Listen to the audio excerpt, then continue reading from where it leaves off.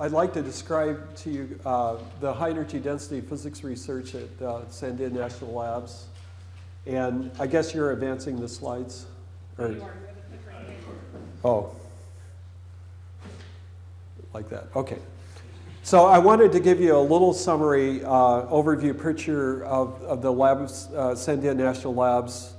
And I'll point out it is Sandia National Laboratories, and it's a government-owned, contract-operated, commonly called a GOCO facility operated by Lockheed Martin. For years, we were part of AT&T Bell Labs. I think Lockheed Martin took us over in 1992 or 3, something like that. And Sandia currently has about 9,000 career employees. There's contractors on top of this, and I forget exactly how many of those there are. But in terms of career employees, is 9,000, and we have an operating budget of approximately $2.5 billion. And the major locations include Albuquerque, New Mexico. There's roughly 8,000 people there, and close to 925 employees at Livermore, California, which is right adjacent to Lawrence Livermore. It's across the street to the south. And Sandia's precursor was Los Alamos National Labs Z division. You're going to hear me talk a lot about Z, but this Z division's not. But we were created in 1945 as part of the Manhattan Project. But Sandia separated from Los Alamos in 1949, and AT&T took over its initial operation at the request of President Truman. So we're sort of born out of the Manhattan Project, but we became our own lab in 1949. Sandia broadly contributes to the national HEDP and ICF programs in a number of important areas. And Sandia leads the national effort in pulse power, high energy density physics, and ICF research. Sandia operates the Z and Z beamlet laser facilities. This was the prototype actually for the NIF. This is one set of beams from the NIF. It was moved from Livermore to Sandia, and we've been using it as a backlighter, and now we're developing a petawatt capability on that laser. So it's one of the largest lasers in the world in its own right. And since 1995, the Sandia programs participated and contributed to the NIF diagnostic effort. And Sandia is now still engaged in the NIC efforts through in the areas of laser physics and shock timing. So we are truly national contributors across the ICF, and Sandia programs now actively developing a fundamental user program on Z and Z beamlet. And the Sandia HEP and ICF employs approximately 155 technologists and technical staff, plus another 80 contractors. So that was sort of an overview. And if you came by our laboratory poster session there, I mean, we talked a little bit more about the broad Sandia. So now I'm drilling in. Sandia is a very comprehensive national lab, so you have to understand this talk is going to drill into the HEDP parts of it. So let me move on. So the regime of high energy density physics or of high energy density are typically associated with energy densities of 10 to the 5th joules per cubic centimeter and 1 megabar of pressure. And this is one of these classical plots showing temperature and number density, showing how a lot of things fit. You know, the typical ICF whole realm physics such that you're doing on NIF, we're doing on NIF, is 10 to the 8th temperatures. You know, and by the way, the densities here are in meters cubed because I think a magnetic fusion person made this poster. But so bear with that. But and if you look to see the regimes that we're working with at Sandia, we do isotropic compression experiments, and these are and flyer plates, and this is related to dynamic materials work, which Richard here is a part of. You just finished a run, last week, right? Wednesday, yeah. So yeah, and so the other region that we're dealing with is Z pinches, which are typically put you up in this part of the plot. And I'll just say this, and I'll talk a little bit more. Z-pinches are a classic plasma physics system. Z-pinches was the first magnetic fusion program, and just for fun, it's interesting. It was the first Z-pinches in the U.S. were at Los Alamos, and it was called Project Sherwood, and it happened in the early 50s, and it was a classified project. And the reason was it was proliferation. It was a cheap source of 14 MeV neutrons if it had worked. So they classified it on that basis. And you might wonder where the word Sherwood came from. Well, James Tuck, he's not exactly Friar Tuck, but he was the head of the group at the time. And so there's the history, the Project Sherwood and the James Tuck. It's sort of an interesting. So we're, in some sense, with modern pulse power technology, we're revisiting all of this physics once again. And so it's sort of an interesting thing. So several recent studies have highlighted high energy density science. Some of these are not so recent now, but Ron Davison put this thing. I'm just putting this out here. These books are available. Maybe a lot of you have already read those, but and there's probably some that are even newer than this view graph. So Z has a unique role as one of the 3 major U.S. facilities for high energy density physics experiments. And of course, these facilities are NIF and the Z facility and the Omega and Omega EP facilities at University of Rochester. And there's scale here. This bar is about 120 meters, and the diameter of the Z machine is about 33 meters. So it gives you a scale of the size of these facilities. And so the interesting thing is, after 40 years of research, the components of simulators or simulation codes, drivers, and diagnostics and targets are in place to test ignition concepts. And Kim talked a little bit about what was going on NIF and that front. And so it's an exciting time.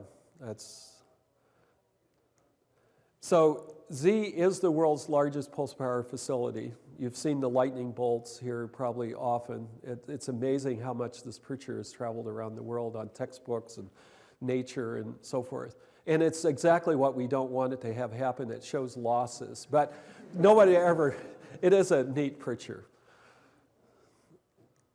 So the Z pulse power facility is located at Sandia National Labs in Albuquerque.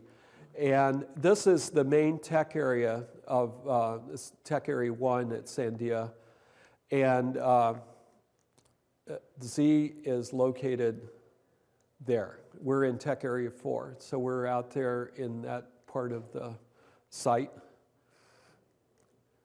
And let me just explain pulse power a little bit. There's 2 ways that you can easily get into this high energy density regime. One is lasers.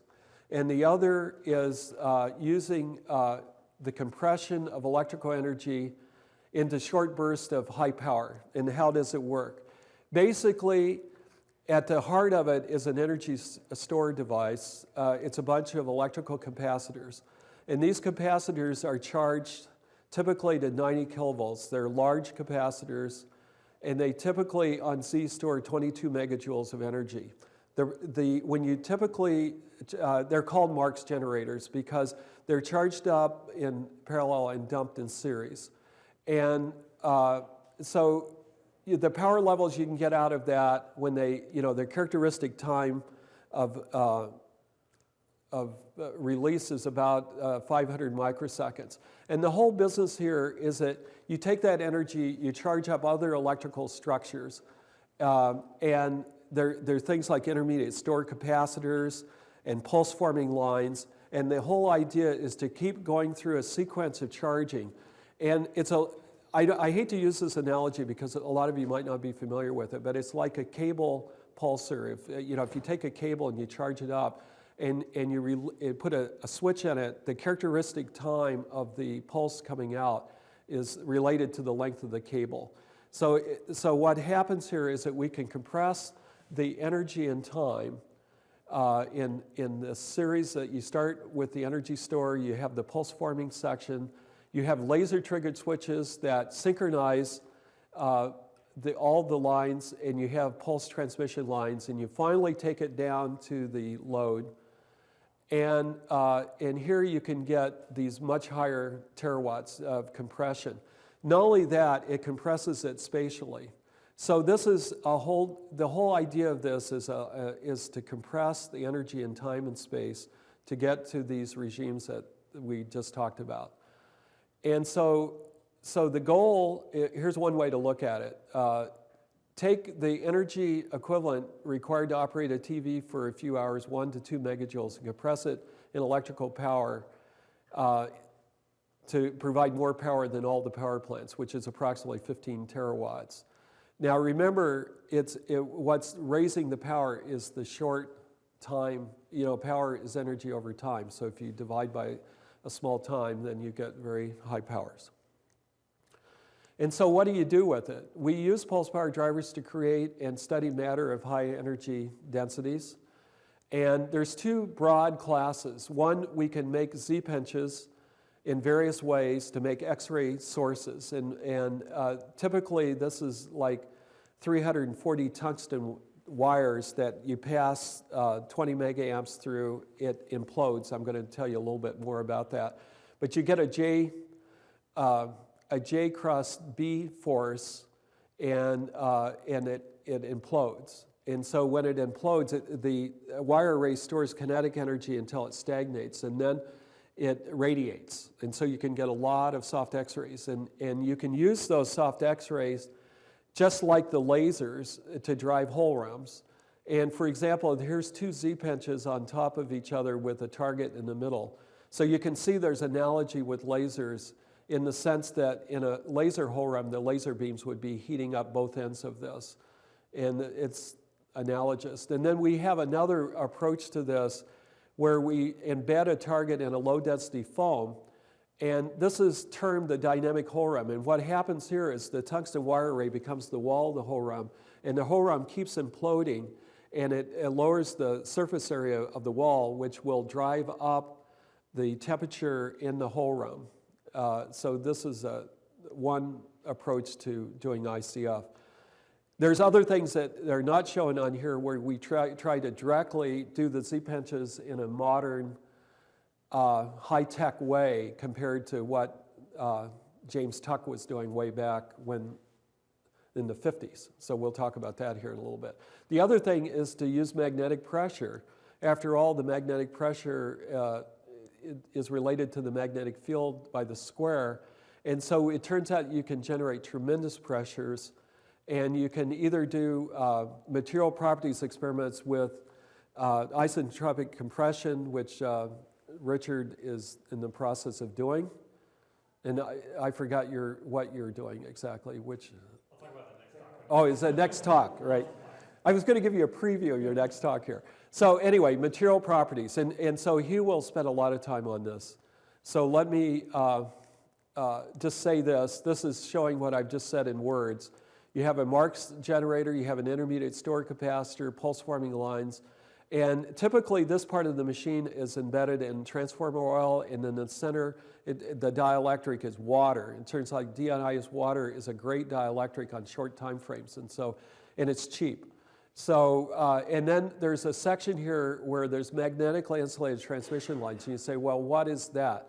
It's basically a transmission line that's in vacuum, and the currents are so high that when the electrons try to cross the gap, they are insulated by the magnetic field. It's amazing to think of that you can have this transmission line and you're putting megavolts across there and the thing actually transmits current, because you would think it would just naturally break down.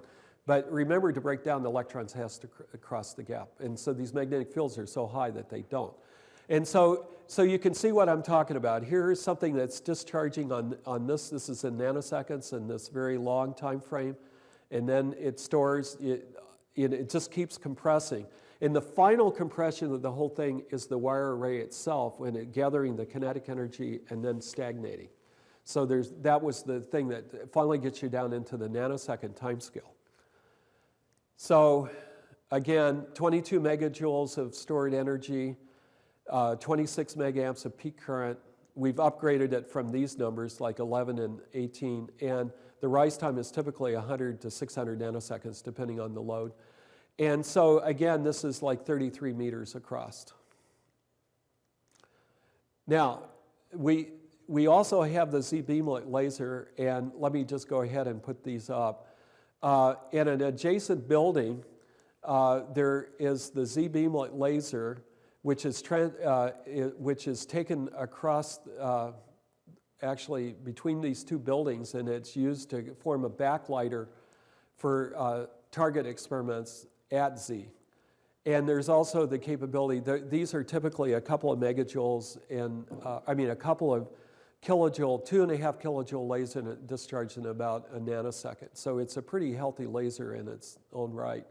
And we're working towards getting a petawatt laser. But the whole idea is we use the lasers, just like in classical ICF, to form various X-ray lines to do backlighting, where we're actually trying to stop frame the implosion of the capsule. And so this, and of course on a laser facility, you just take some of the beam lines to do this, but we don't have a laser, so we have to make a laser to do this kind of thing. So that's, and just to show you some interesting things that can happen, the Z-beamlet and Z-petawatt backlighter provides a powerful new capability for diagnosing Z experiments. And I don't want to go into a lot of detail, but we used a spherical crystal imager that has like 10 micron spatial resolution. And it operates at 6 kilovolts, 6.1 kilovolts. And we can see these capsules, and you see some interesting dynamics on the capsule surfaces. And honestly, this is probably one of the highest resolution backlighters there is around. And we're sort of forced into it because Z is a bad, there's a lot of background. There's a lot of hard X-rays, bremsstrahlung. Partially from, I said that the MITLs were perfect. Well, they're not quite perfect. And so you get some electrons that are caused hard bremsstrahlung. And so we have to use very narrow band, like a half EV way to image. And so it works out, the whole system works out that we can get probably the highest spatial resolution in terms of radiographs. And so we know that there's issues on NIF in terms of this kind of phenomena. And I think that, these kinds of diagnostics, and we're trying to do some stuff along these lines on NIF, but the high resolution makes a big difference. And so this opened a lot of people's eyes up. And then the other thing, we can backlight Z-pinches, and they're positively ugly looking. On the other hand, there's very large fields there, and one of the holy grails in magnetic fusion is the ITER project, where you're trying to combine alphas, the alpha heating. Let me say that in these plasmas right today on Z, we can do that because of the very large fields. So I find that interesting. So let's see. Now I'm going to talk about the isotropic compression and shockwave experiments. And there's two styles of this. One is where you gently ramp up the pressure wave, and so the way that works is that current flows like this, and it emits or induces a pressure wave. And these view graphs might be a little dated, but you're talking here 4 to 5 megabar kinds of pressures. Then the other thing you can do is to use flyer plates, and the current drives the flyer plate and up to about 40 kilometers per second, creating pressures up to 10 megabars. And again, I think I'm lowballing these numbers because I think they've achieved higher numbers now. So, and these are used in shock Hugonio experiments, where it's the classic shock flyer kind of technique. And this is an example of the kinds of data, densities plotted here, and temperature and pressure. And we're typically talking, in the 2 megabar, 3 megabar, and higher kinds of pressures. And since Richard's going to talk a lot about this, I'm not I'm showing this next view graph not to be controversial. This is a classic equation of state measurement for deuterium. And what's happening here is that there's data from Z on here with some lasers, and there's data from some of the laser experiments, and they're very different. And there's probably facets of this that are still being resolved.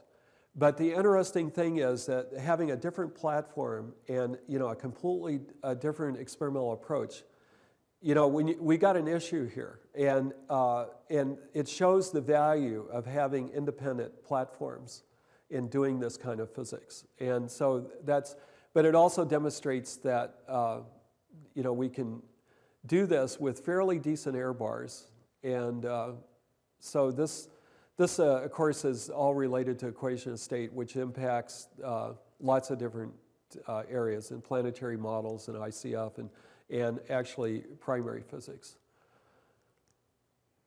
Magnetically insulated fast Z implosions efficiently convert electrical energy into radiation. Pulse power is a very efficient process in that we can get approximately 15% of the stored electrical energy down to the load, and we can get X-ray powers that are 2 to 5 times electrical. Now, you're saying, again, that's magic, because that's using the kinetic energy of the wire array to do the final compression. And so it's a very efficient process.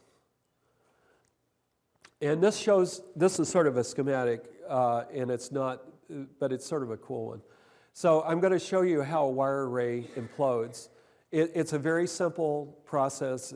You get azimuthal B field, you got the J, the current density coming down the center, and so you get a J cross B force. And so, let's see if I keep going here. Okay, so there's J, current density, there's B, and there's the implosion. Okay, so it's just a J cross B. And you can achieve densities of 1 to 5 times 10 to the 20th per cubic centimeter, of 1 to 2 megajoules of radiated energy. This all depends on exactly the load, and 100 to 250 terawatts, and temperatures that range up to 200 eV. And so the real thing that this offers is this very efficient use of the electrical energy. And if you think about a laser, lasers have the incredible ability of focusing to tight spots, but they're not very efficient because at least the flash lamp technology, you have these very large banks, and pumping the laser light is an inefficient process. This is sort of direct, so I just want to give that piece of information out there. So now what I'm going to do now is, okay, so that's the pulse power world and how it works in broad strokes anyway. And now I'm going to talk about how can you use this for fundamental science measurements. And so opacity quantities, how transparent or opaque is a plasma to radiation? In its simplest sense, you can just do an attenuation experiment where you bring photons in, they get attenuated. It's the classic flux that you get through divided by the incident, and it goes like an exponential. So you can measure opacity in a very straightforward way. And so it's interesting that stellar structure depends on opacities that have never been measured. Basically, they're derived from atomic physics models. And so the question is, how good are they? And it's been hard to measure. And the challenge is to create and diagnose stellar interior conditions on Earth. And so we always say we're trying to create a piece of a star in the lab, star stuff in the lab, okay? So how do you actually do that? You can use a dynamic Horum to create an X-ray source which both heats the foil and also at the final implosion is the backlighter that supplies the photons for the attenuation. And so Jim Bailey at Sandia put this view graph together, which I find sort of interesting. This is Eddington. So if you guys have been around, if you're around astrophysics in the 30s, he was a very famous guy at Cambridge. And he made this statement: the deep interior of the sun and stars is less accessible to scientific investigation than any other region of the universe. What appliance, I like this, what appliance can pierce through the outer layers of the star and test the conditions within? So Eddington was saying that, well, we do exterior observations, interior plasma properties equals understanding. Jim drew a line through that. Make a piece of the stuff in the lab and do the measurement. So that, and he's been doing this. And so Bob Rosner, who is University of Chicago astrophysicist, says, I love this stuff because I want to know if I'm right, if I'm ever going to be right, because a lot of times the atomic models have really not been tested. So, the sun makes an interesting case because I'm not going to go through all the details here, but the boundary between the radiative zone and what's called the convective zone in the outer part of the sun is very well known. And they use this seismology, helioseismology, to do that. And the predictions of solar do not agree with observations. Solar structure depends on opacities that have been measured. The challenge is to create and diagnose these on Earth. And high temperature enables the first studies of transitions important to stellar interiors. So in the initial, so this boundary is 193 eV and it's about 10 to the 23. That's sort of what the conditions that you want to achieve. And so it turns out on Z, using these experiments, the first round of experiments could achieve about 150 electron volts and about an order of magnitude down. In recent experiments, we've been able to actually get both the temperature and density. And what's sort of interesting is we got reasonable agreement in the first round, but right now it looks like they're not agreeing at all by that extra order of magnitude. So we're still trying to figure this out. It's sort of amazing. And the astrophysics people, I think once this comes out, it's really going to be interesting. Okay, I'm going to switch gears now. I'm going to talk about Z-pinches and neutron production. And this is a subject that has a lot of history to it. And to appreciate it, I need to tell you a few things. In 1950s, people put Z-pinches on facilities at Los Alamos. They saw neutrons immediately. Classified program, but they found neutrons. It also, people in the UK were doing it at Harwell. Chadwick, who discovered the neutron himself, was a participant. They announced, and the Queen came, and there was a big article in the London Sunday paper of the era. Got neutrons, fusion powers around the corner. And Kurchatov came to England and says, hold on, we're doing the same thing. Remember, this is all classified, so what they could say to each other was sort of interesting. And they decided to have the Atoms for Peace Conference in 1958 in Geneva, and they all compared notes. And they said, we're a long ways away, because what's happening in these systems is that it's easy to get neutrons because there's beams in these systems. It's not all from a hot thermonuclear plasma, because there's instabilities and you get inductive electric fields and you get beamlets that are formed in this thing. And so people said, well, that's not an interesting physics, it's never going to scale right. So people said, we're not going to do Z-pinches. And then there's people like us that come along 50 years later saying, well, we should be re-examining this. So the interesting thing is that we've done experiments where we produced about 4 times 10 to the 13th DD. Now remember, that's DT. You have to multiply roughly by a factor of 100 to get the DT equivalent. So, we're talking about yields already of 10 to the 15th. We don't put tritium in there because it's an environmental mess if we did. We've got ideas on doing it later, but the yield follows current to the 4th power. And it's agreement with previous assessment of neutron systems from pinch systems. Our origin of neutrons is being assessed.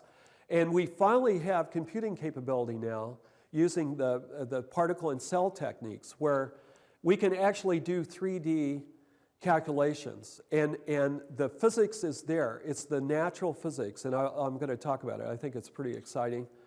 Before, everybody used hydrocodes, whether it made any sense or not. And we knew there's beams in there, so you have to have kinetics in the code inherently to do this problem.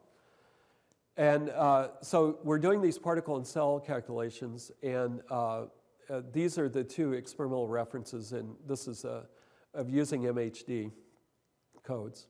So PIC calculations provide insight into a 50-year-old physics problem. So if you come to Sandia, you're really working on current stuff of the neutron production mechanism in Z-pinch plasmas. And again, there's I-4 scaling. Deuterium Z-pinches have been examined experimentally. I told you that all the way for 50 years.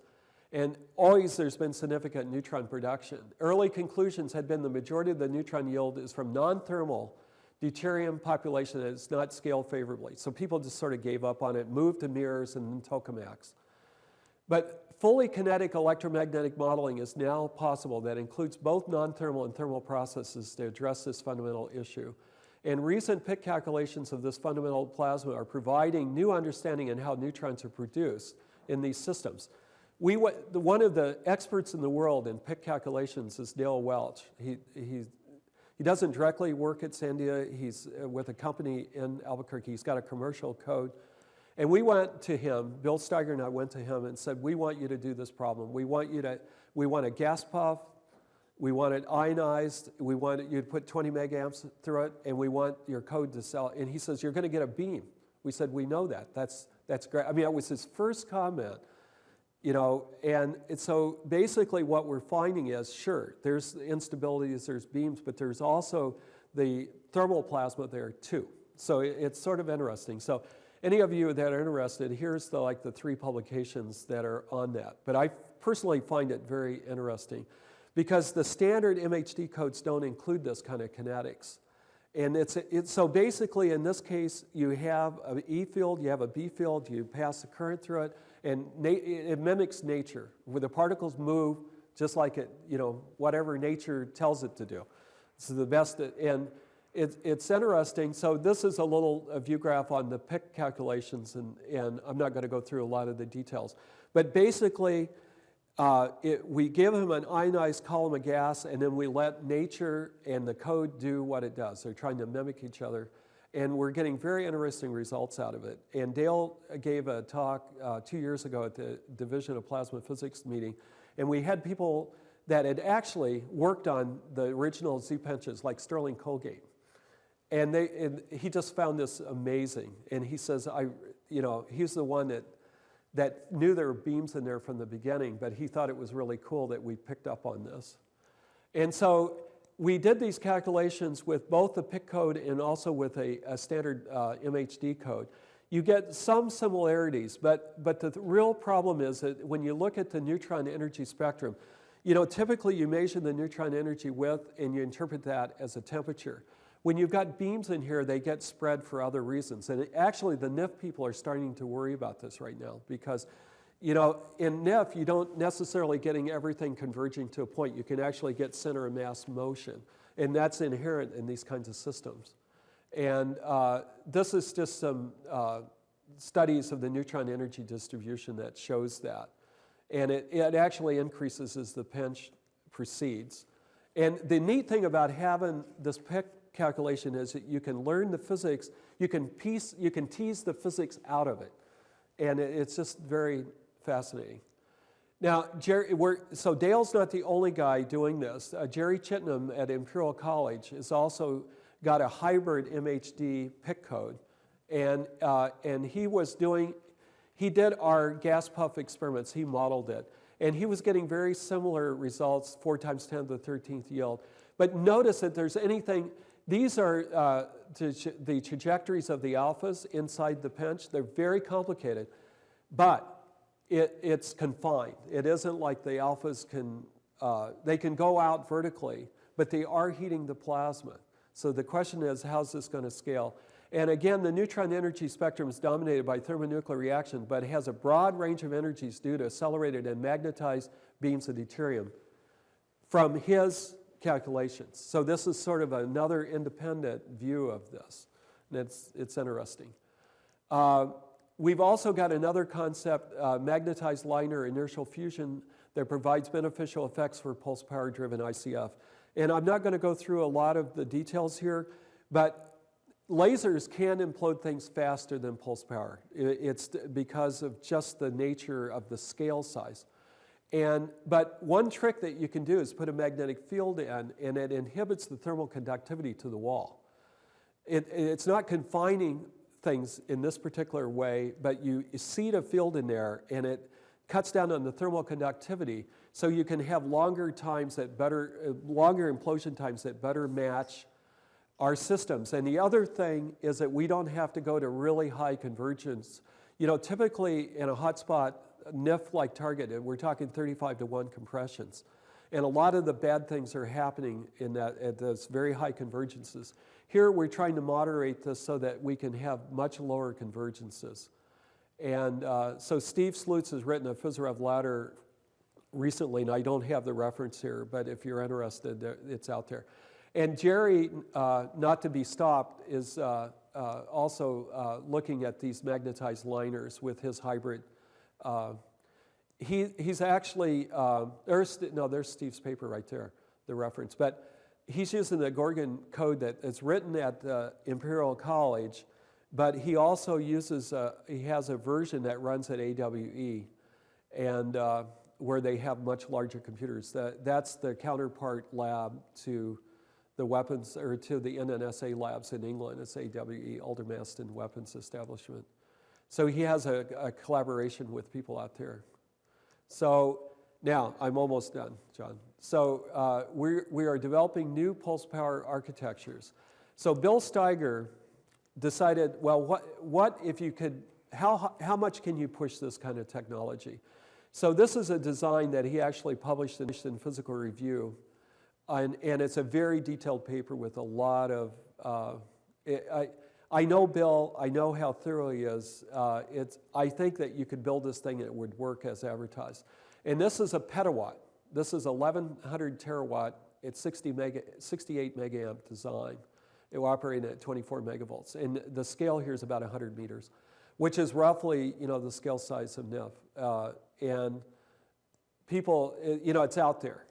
We could do these kinds of things and get the currents up into that level. So I'm going to finish with this. This is a little dated, but Z is certainly up and operational. Even more extreme conditions are being reached in the dynamic materials program. Several new concepts for pulse power inertial fusion look interesting. That's the things I just told you about. Revisiting all of the pinch stuff. I like to think of it as a plasma you can get your hands around, but it's not ITER. That's this gigantic thing. And it's not as confining as hotspot ignition, where you've got to make things hot in a very thing. So I think it merits, and I think a lot of community, or a lot of us in the community, are thinking that it merits another look. I mean, it's a 50-year-old system. It was a good system in a way when it was born, but driving it with this modern technology is very interesting. So higher currents are enabling brighter X-ray sources and hotter and denser for astrophysics. I hope I've convinced you. There's a whole slew of astrophysics experiments that I didn't talk about here on white dwarfs. There's just a lot of warm dense matter experiments that are happening. So I'm just giving you a sample. And the PIC calculations of gas puff Z-pinches reveal new insights into, quote, a classic system. So I'm going to end on that. So.